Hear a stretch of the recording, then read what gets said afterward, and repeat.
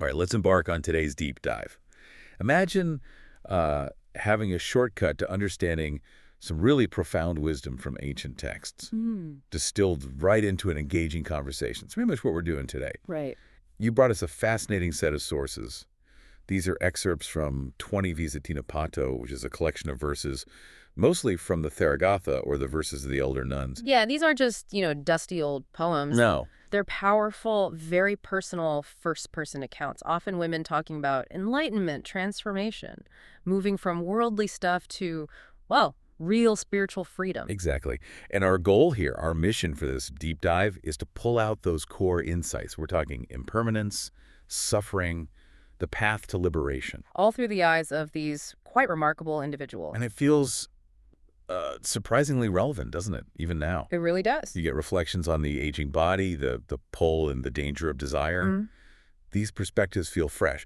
So for you, the listener, this is a chance to get that knowledge quickly but properly. Find those aha moments, maybe. Yeah, those moments that might challenge your assumptions about, happiness and fulfillment. Okay, so where do we begin? Let's start with Ambapālī. She gives us this incredibly vivid, almost stark account.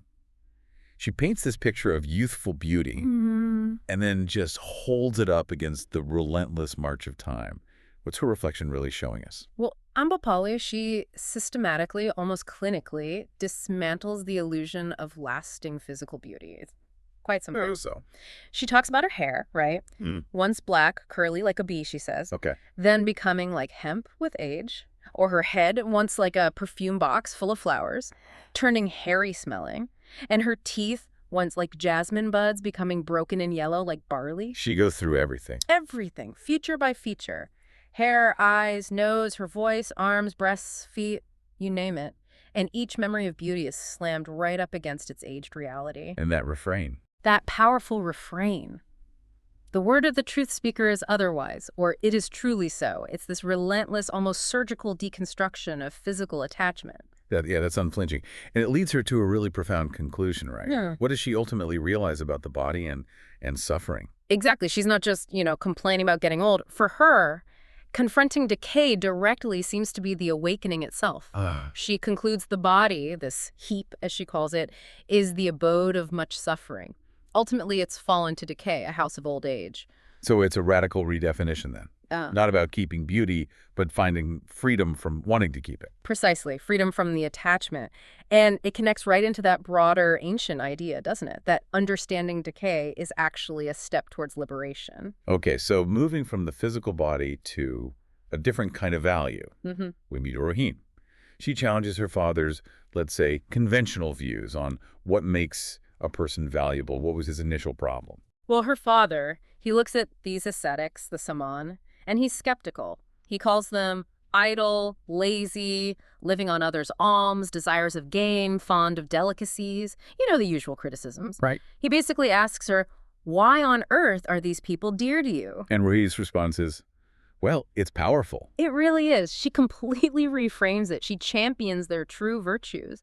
Diligent in spiritual work, abandoning greed, hatred, delusion, cleansing themselves of evil, pure in deed, word, thought, like conch shell pearls, she says. Wow, beautiful imagery. Isn't it? And she adds, they're learned. They uphold Dhamma, the teachings, the truth they teach its meaning. They're concentrated, mindful. They understand the end of suffering. And crucially, their lifestyle reflects this. Right? Absolutely. They don't hoard stuff, no food stored, no gold or silver accepted. They just sustain themselves on what's available. And, importantly, they love each other, even coming from various places. It's about inner qualities, not outer status. And her father actually gets it. He's so swayed, he acknowledges she was born for a good purpose and takes refuge himself. Yeah, it's a complete turnaround. Shows the power of her clear explanation. So Rohiṇī redefined worth. Now, let's look at Kāḷa, the hunter. His story's pretty dramatic, isn't it? It embodies the kind of radical action needed to break free from worldly attachment. Oh, Kāḷa's story is intense. He sees himself caught in these terrible snares of desire, and he just wants out. But his wife, Cāpā, she doesn't make it easy. Not at all. She uses everything she has. Her beauty described so vividly, like a flowering takari tree adorned with sandalwood, fine cloth. And then she uses their son, even threatens to harm the child to make him stay. That's extreme. It is. But Kāļa is absolutely resolute, unshakable.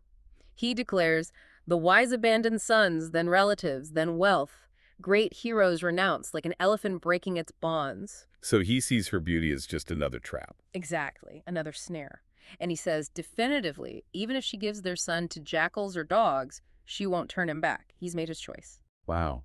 So these stories, Rohiṇī and Kāļa, they give us this blueprint for a completely different kind of wealth, almost counterintuitive. Right. True value isn't what you gain or show off, but maybe what you courageously let go of internally. Yeah, the attachments you shed. It really makes you think, what do we truly hold dear? A challenging question. Okay, our journey continues with Vāseṭṭhi. She gives us this powerful example of freedom from the most profound grief imaginable. Yes, Vāseṭṭhi's story is striking. A Brahmin questions her because she seems completely calm, showing no sorrow, even though she's lost 7 sons. 7. And she used to grieve intensely. Day and night, the text says. But now, her calm response is, well, it's radical. She explains she's eaten many hundreds of sons in kinship groups in the past. Meaning, through past lives, that cycle of rebirth. Exactly. And by knowing the escape from birth and death, she simply doesn't grieve anymore. She heard the Buddha teach the Dhamma for abandoning all suffering. She understood it, and she discarded son grief. Discarded it. That understanding was enough. Apparently so. And it's so profound that the Brahmin questioning her is inspired to seek out the Buddha and ordain himself. Another ripple effect. Yeah. That's a profound transformation of perspective. Then we get Sundarī. Her monologue is this incredibly detailed, passionate critique of sensual desires. You said she doesn't pull any punches. Oh, she really doesn't. Sundarī heard the Dhamma as a young woman, attained realization, and then felt this intense disgust for all sensual pleasures. Disgust. Strong word. Very. She saw the danger in the body, renounced everything, relatives, servants, property, wealth. She states very clearly it's just not proper for her to desire anything, especially gold and silver. Why specifically gold and silver? Because, she says, they are not for awakening or peace, not right for ascetics, not conducive to noble growth. She sees them as actively destructive. And I'll show you. She gives them enticing, intoxicating, deluding. Says they increase defilements, involve suspicion, great effort, no firm standing. People attached become defiled, quarrel among themselves, and she directly links them to much suffering, killing, bondage, pain, grief. Wow. Okay, so she likens desires to a burning mass of fire, an obstacle, dangerous. Full of obstruction and thorns, difficult attachment, a great delusion, yes. She keeps going. Oh, yeah. She goes further.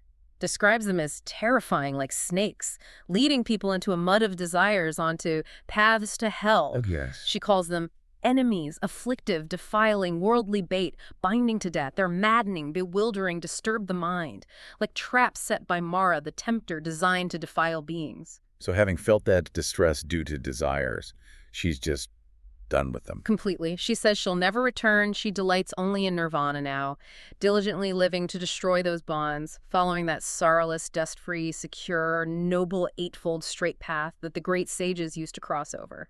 This perspective really shakes up our common ideas, doesn't it? It's not just about giving things up casually. No, it's about deeply understanding why they saw desire itself as a fundamental source of suffering. And how that might apply to our own cravings, the big ones and the small ones. Food for thought, definitely. Yeah. So these huge transformations we've heard about, they weren't just isolated cases, were they? We see this ripple effect, the tangible results of following this path. Absolutely. Take Sujata, the Brahmin from Vāseṭṭhi's story. Remember him. The one who ordained after hearing her. That's the one. After hearing the Buddha teach about suffering, its origin, its end, the eightfold path he ordains. And get this.